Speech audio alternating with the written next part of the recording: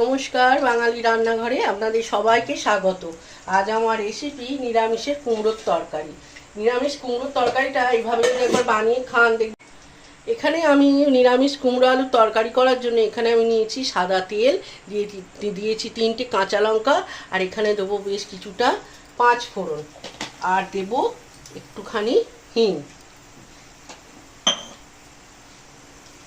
এবার আমি এর মধ্যে দেব ডুমো ডুমো করে রেখেছি আলু আর কুমড়ো, এগুলো আমি এখন এর মধ্যে দিয়ে দেবো। দিয়ে তেলের সাথে ভালো করে এখন আমি একটুখানি ভাজবো। কুমড়ো আলুটা আমার একটু ভাজা হয়ে গেছে। এখন আমি এখানে দেব পরিমাণ মতো হলুদ, দিলাম পরিমাণ মতো লবণ, আর দিলাম সামান্য একটুখানি চিনি, ওই 1 চামচের মতো চিনি হবে। আর এখানে আমি ছোলা ভিজিয়ে রেখেছিলাম সারা রাত, সেই ছোলাটা আমি এখন এখানে দিয়ে দিলাম। দেওয়ার পর এটাকে আমি আরেকটুখানি ভাজবো।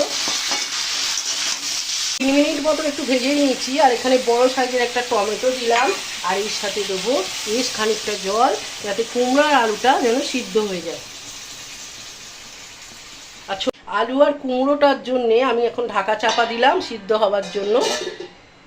আমি ঢাকা চাপা দিয়ে রান্না করব, আর মাঝে মাঝে একটু খুলে দেখে নেবো আর একটু নেড়ে দেবো। আমার কুমড়ো আলুর তরকারি সম্পূর্ণ রেডি হয়ে গেছে, সিদ্ধও হয়ে গেছে কুমড়ো আলুটা। এখন এখানে দেবো ভাজা মশলা।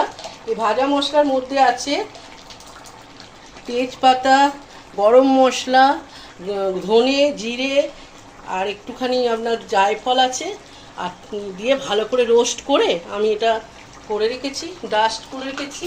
আর এখানে দিতে হবে 1 চামচে ঘি। সম্পূর্ণ রেডি কুমড়ো আলুর তরকারি। এই রেসিপিটা একবার বানিয়ে খেয়ে দেখবেন, খুব ভালো লাগে। আর রুটি পরোটার সাথে তো খুবই ভালো লাগে খেতে।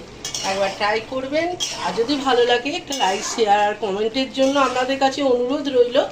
আর চ্যানেলটা সাবস্ক্রাইব করবেন, যাতে নতুন নতুন রেসিপিগুলো আপনাদের কাছে পৌঁছাতে পারে।